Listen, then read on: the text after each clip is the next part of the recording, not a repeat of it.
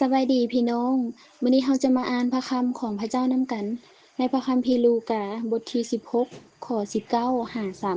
31ในเรื่องนี้ได้เว้าถึงเศรษฐีกับลาซาโรอยากให้พี่น้องที่จะตั้งใจฟังและใส่ใจฟังว่าพระเจ้าอยากจะสอนเราเกี่ยวกับหยังผ่านบทเรื่องนี้เราจะมาฟังเรื่องราวนี้นำกันยังมีเศรษฐีคนหนึ่งที่นุ่งห่มเสื้อผ้าสีม่วงอ่อนและผ่าปานเนยละเอียดปิตี้ยินดีโดยการกินอาหารอย่างปราณีตทุกๆวันและมีคนยากจนผู้หนึ่งชื่อลาซาโรเป็นบาดเต็มตัวที่เขาห้ามมาทิ่มไว้ที่ประตูบ้านของเศรษฐีลาซาโรอยากกินของที่ตกจากโต๊ะของเศรษฐีนั้นให้อิ่มหลายกว่านั้นอีกหมายังมาเลียบาดของเราอยู่ต่อมาคนยากจนผู้นั้นก็ได้ตายและฝูงเทวดาก็ได้รับเอาเลาไปไว้อยู่ในอ้อมอกของอับราฮัมฝ่ายเศรษฐีนั้นก็ตายเหมือนกันแล้วเขาก็ฝังไว้เมื่ออยู่ในแดนมรณะก็เป็นทุกขเวทนาหลาย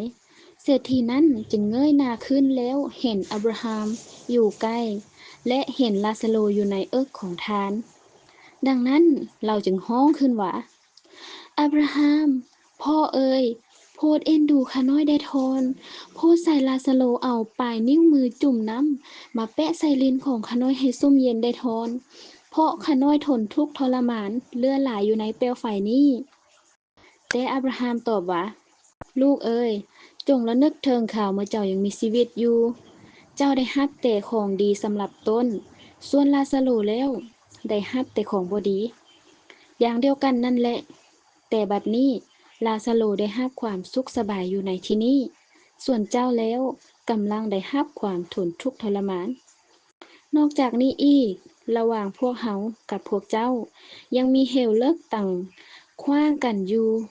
เพื่อว่าบ่ให้ผู้ใดที่อยากจะข้ามจากที่นี่ไปหาพวกเจ้าได้ทั้งบ่ให้ผู้ใดในพวกเจ้าจากที่นั่นข้ามมาหาพวกเราได้อีกด้วยเศรษฐีว่าหวาอับราฮัมพ่อเอ๋ยถ้าดังนั้นขอท่านไส่ลาซาโรไปที่เรือนของพ่อข้าน้อยพออยู่ในที่นั้นข้าน้อยยังมีอ้ายน้อง5 คน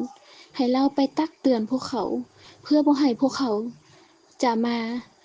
ในบ่อนทนทุกข์ทรมานอย่างนี้เหมือนกันอับราฮัมตอบว่า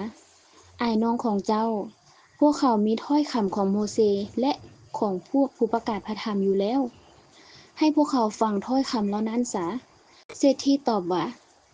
อับราฮัมพ่อเอ๋ยยังบ่เพียงพอดอก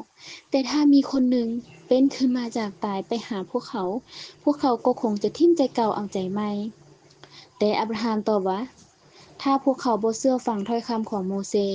และของพวกผู้ประกาศพระธรรมแล้วถึงจะมีคนหนึ่ง